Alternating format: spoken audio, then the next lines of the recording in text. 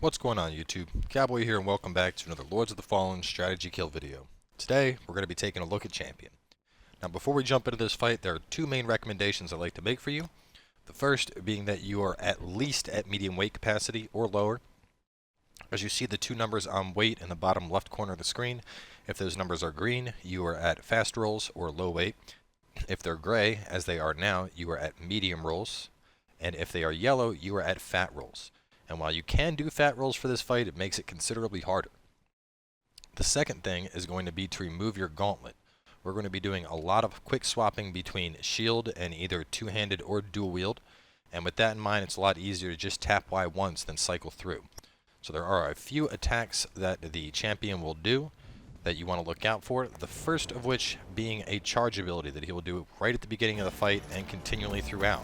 Now, obviously the easiest solution is to just move out of the way and not get hit by it, but that's not going to allow you to get in damage. So instead, with a medium class shield, we shield bash him in the face. And then we walk up, get a couple swings in while he is stunned, and then make our way back out.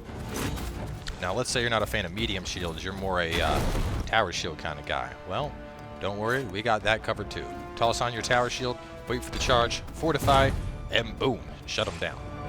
Now, I'm assuming you can also do this with bucklers as well.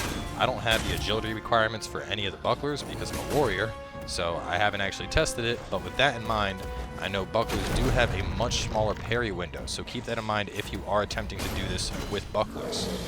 Additionally, as you saw right there, we weren't quite able to get the fortify up in time, so with that in mind, one of the easier things to do is to dodge the first charge and then fortify or shield bash the second charge, giving yourself a little bit more time. Now, as you can see, there are 3 ticks on his health bar indicating 3 phases. This is the second phase. When you are close up on him, he now has the ability to do a shockwave AoE. Of course, as you can see, he is doing ground kind of trail shockwaves as well. And these will happen throughout the fight through all 3 phases. Seems to have bugged out, which is kind of weird. There we go, he's fixed. But the shockwaves are easy enough. You just, roll out of the way.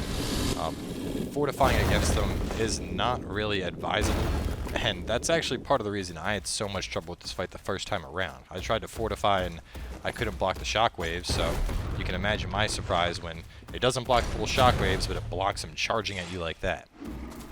So now, needless to say, without a shield, this fight is considerably more difficult.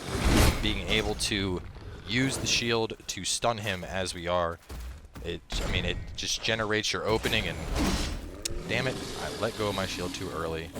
But without that stun opening, it's a lot harder to find a good opportunity to get damage in. In my first playthrough, it basically came down to just popping rage, healing a ton, and just kind of relying on luck to help pull it off. So obviously with enough space, the tower shield is probably the easiest way to do this. If you are good on your timings, the medium shield is probably even easier. But in terms of just simplicity, all you have to do is press a button, hold it down, release a button, hit an enemy. So, not too hard. So now that he's in the third phase, you will see once again the blades are on fire, and the ground shockwaves are now much, much faster. So keep that in mind as you dodge them. Additionally, anytime the blades are on fire, he will do significantly more melee damage. So keep that in mind. He will hit like a freaking truck from a melee perspective while those are on fire, and you don't want to let those hit you. With that being said, the fight is pretty simple once you realize you can bash or fortify against the charge. Obviously, we've gotten hit a couple times just through glancing blows, but for the most part, we just stunned him over and over and then gone in, done a little bit of damage, backed out.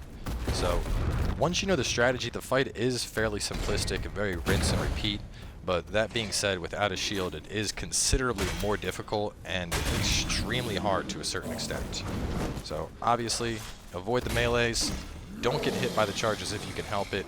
If you do take a charge, what I would suggest doing is waiting for one charge, healing after you dodge it, and then blocking the second one. So we roll, he runs into a wall while we chug our delicious health potion. Then we stun on the second charge, switch to two-handers, run in, get an R2, and then we take him out. Except he is not a fan of that idea, which sucks for him because it's going to happen anyway, so. Choo-choo! Boom. And out for the epic running kill. Yeah! And that, ladies and gentlemen, is how you kill the champion.